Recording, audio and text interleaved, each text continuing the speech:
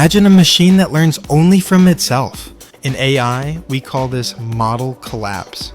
You take a large language model and instead of feeding it new, diverse human thoughts, you feed it its own previous outputs.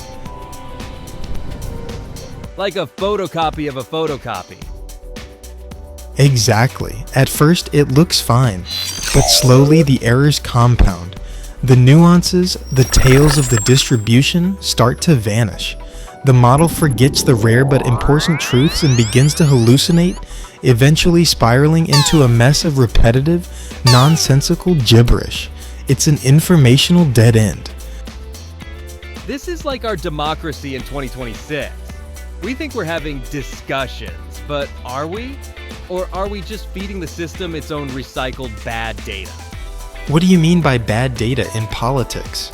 I mean the feedback loop of the 24-hour news cycle. A pundit says something extreme to get clicks. That gets chopped into a 10-second clip. Then we react to the reaction of that clip. We aren't talking about the policy or the event anymore. We're talking about the outrage generated by the previous cycle's outrage. It's recursion.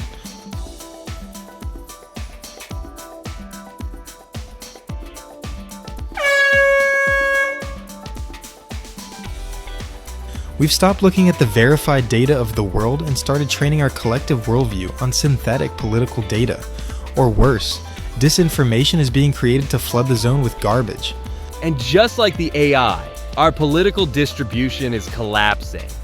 The moderates, the complex solutions, the middle ground, those are the tails that get pruned away.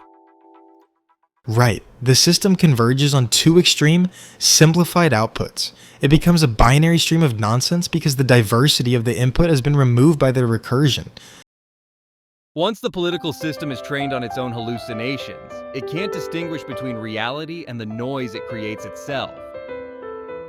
However, there is a way to minimize the risk of data pollution in artificial intelligence.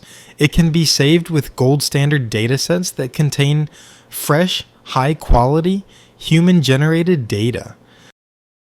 In a democracy, that means turning off the feed. It means talking to a neighbor instead of a chatbot. We need to reintroduce reality before our system's parameters are permanently set to hallucinate.